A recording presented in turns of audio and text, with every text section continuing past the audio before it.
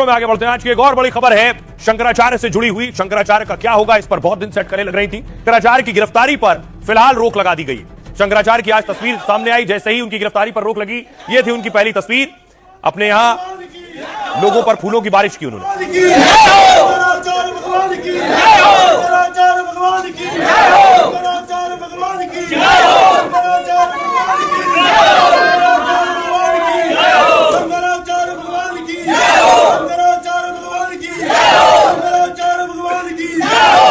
और उसके बाद शंकराचार्य ने उनके गुरुकुल में जो बटुक है उनको टीका लगाया, उन्हें तिलक लगाया। जगत गुरु शंकराचार्य भगवान की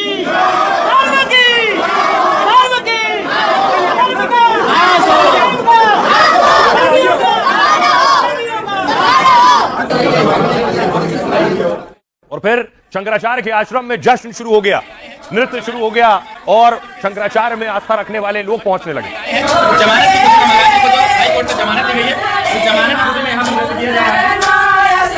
गुजराती नृत्य है, पारंपरिक गुजरात का नृत्य। वर्डिक्ट दी है, जो एक आदेश पारित किया है, उससे ये पता चलता है कि वो समझ रहे हैं कि इस मामले को बना करके रखा गया है।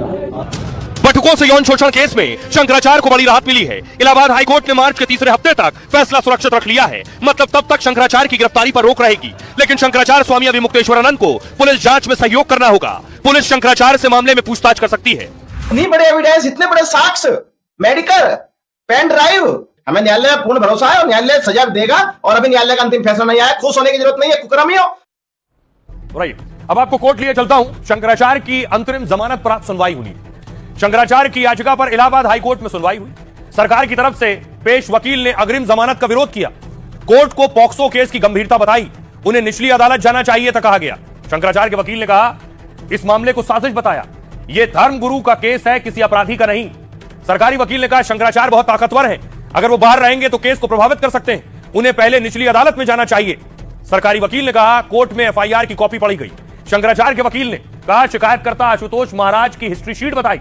आशुतोष महाराज के खिलाफ 21 मामले दर्ज हैं, उन पर 25,000 रुपए का इनाम घोषित है। एक बटुक की मार्कशीट पेश की गई है जिसमें उसे बालिग बताया गया है, इसकी जांच की मांग की गई। कथित पीड़ित कभी भी आश्रम में नहीं रहा, यह भी कहा गया। हाईकोर्ट ने पुलिस से पूछा, पीड़ित बच्चे कहां हैं? शंकराचार्य के वकील ने कहा, एक पीड़ित को मजिस्ट्रेट के सामने पेश किया गया, दूसरे को पेश क्यों नहीं किया गया? आशुतोष महाराज के वकील ने कहा, दूसरे पीड़ित के पेपर चल रहे थे, इसलिए उसे पेश नहीं किया गया। सरकारी वकील ने कहा, अगर जमानत दी गई तो यह नजीर बन जाएगी।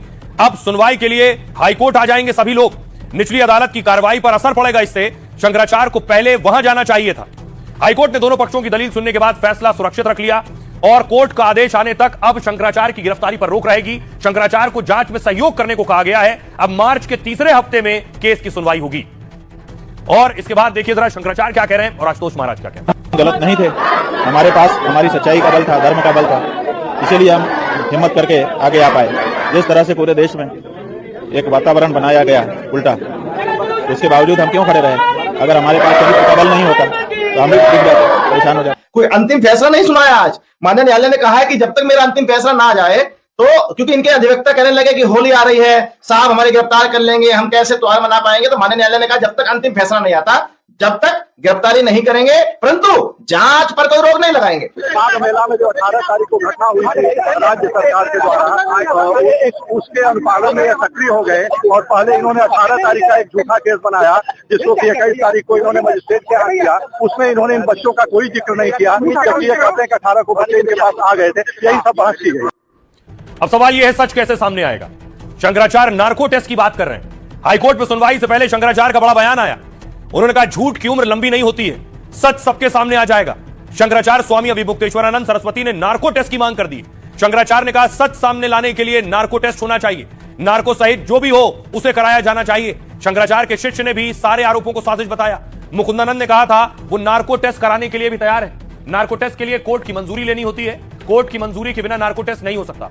आरोपी की मर्जी के बिना नार्को टेस्ट संभव नहीं है। नार्को टेस्ट एक नियंत्रित मेडिकल माहौल में किया जाता है। इसमें सोडियम पेंटोथल इंजेक्शन शरीर में दिया जाता है। इससे व्यक्ति अर्धचेतन स्थिति में चला जाता है, जिससे उसकी कल्पना शक्ति कम हो जाती है, तब झूठ बोलने की क्षमता कमजोर हो जाती है। तभी जांच टीम उससे केस से जुड़े सवाल पूछती है। एक्सपर्ट की टीम पूरी प्रक्रिया को मॉनिटर करती है और पूरी प्रक्रिया की वीडियो रिकॉर्डिंग की जाती है, लेकिन नार्को टेस्ट के नतीजे सबूत के तौर पर पेश नहीं किए जा सकते। इससे जांच एजेंसी को केस की जांच में मदद मिल सकती है, साथ ही नए सबूत खोजने में इससे मदद मिलती है। आइए सुनिए जरा क्या कुछ कह रहे हैं आशुतोष महाराज और शंकराचार्य। यही वो एप्लॉप टैप है जिसके पिटाई के अंदर सारे सबूत विद्यमान है। नंगे नंगे सीन, गंदे गंदे काम, ऐसे संत को तो सच पूछो तो सनातन के लोगों को काले गधे में बिठाकर काला मुंह करके फांसी की सजा तक पहुंचाने में सहयोग करना चाहिए। लैपटॉप में अगर सब कुछ है तो डिस्प्ले क्यों नहीं करते हैं? पहले कहते सीडी है, अब लैपटॉप हो गया, तो आपके पास है, आप दिखा दीजिए। और जब जिसके बारे में है, जब वही कह रहा है, आप कह रहे हैं हमारे बारे में है, हम ही तो कह रहे हैं कि सार्वजनिक करो, क्यों देर लगा रहे हैं? यदि हम दोषी हैं तो ऐसा दंड दीजिए कि जो नजीर बने, और यदि हम दोषी नहीं हैं तो जिसने हमारे ऊपर मिथ्या आरोप लगाया है उसको भी ऐसा दंड दीजिए कि जीवन में कभी भी किसी दूसरे निरपराध व्यक्ति के ऊपर फर्जी